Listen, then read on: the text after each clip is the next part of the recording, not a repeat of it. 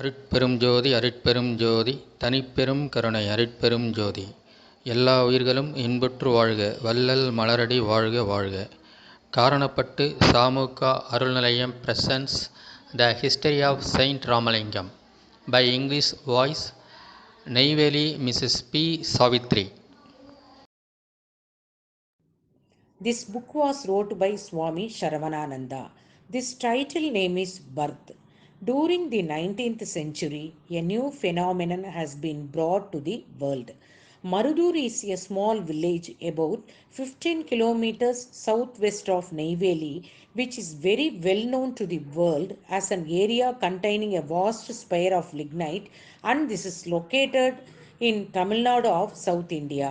There lived a couple, Ramaya Pillai and Chinnammayar, who were much devoted to the god and having much faith in Saiva Siddhanta. One day, when Ramaya Pillai was away from home, a saffron glad saint came to their house. The guest was treated courteously and fed with good dishes. Having been pleased immensely with the courteous treatment given to him, the saint at the time of departure blessed her with some sacred ash and uttered the following words: "You will get a son who will be able to deliver the art of deathlessness, which will be boon to the entire world." So saying, the saint disappeared. Though it has been acknowledged by all as a remarkable event, the intricacy lying there has to be understood only from a higher plane. The very moment the lady heard words of saint that she would bring forth a child, she conceived, and this form of creation is termed as Sa.Mu.Ka. Thank you all. Arperim Jodi.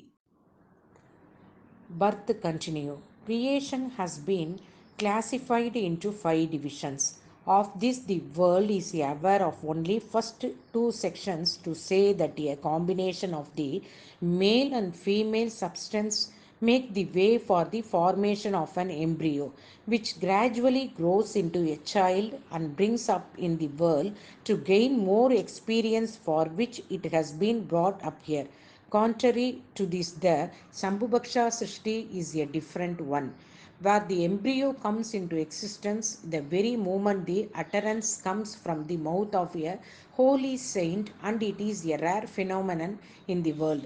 Days passed in, and at the end of the gestation period, the lady gave birth to male child on the 5th day of October 1823. Blessed by the divine grace that the beloved parents showed their love and affection on the darling child and brought him up with great care. The child was also named Ramalinga. Thank you all. Aruperinjodi. Birth continue. Usually, human beings are called after the names of God, especially in Tamil Nadu in India. The common belief that is prevalent in the society is that once they call on this name, they are induced to remember the God often. Though this may be true or some extent, it is not quite correct, since the name once assigned to him will not last after his expiry, but the indweller is always there without any beginning or end. So the name by which he is called will remain forever without a blank. The human beings is the outer form of God, and as such, in whatever name he is called, it will reflect an invisible form of the indweller, only a not physical body as constructed now. We shall proceed further with the history of the child, as it is the theme taken up by us for elucidation. In Hinduism, it is a tradition to take a newborn child to the temple and offer prayers before the deity to benefit the child with his blessings. On this basis, when the child was 5 months old, the parents took him to Chidambaram temple to offer them grateful prayers. As usual, the priest lit the camphor and offered it to the Lord at the sanctuary. No sooner the vision appeared, the child laughed loudly and gazed for a few seconds.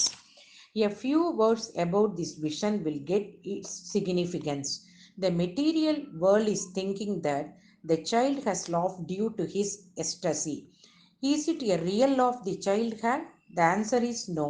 Then what does it suggest? One has to understand that the effulgence of the inner light of grace, Arul Jyoti, has been realized by the child as soon as the outer light came to his visibility. This pleasant experience has been expressed in some of the poems edited by the saint. Subsequently, some of the excerpts are given below. No sooner the light was perceived, happiness prevailed on me. The sweet nectar was tasted by me as soon as the great grand light, Aruperinjodi, became visible. It is quite natural that the inner light is omniscient, and anyone having the mastery over it can enjoy happiness with a blissful state. Thank you all. Aruperinjodi.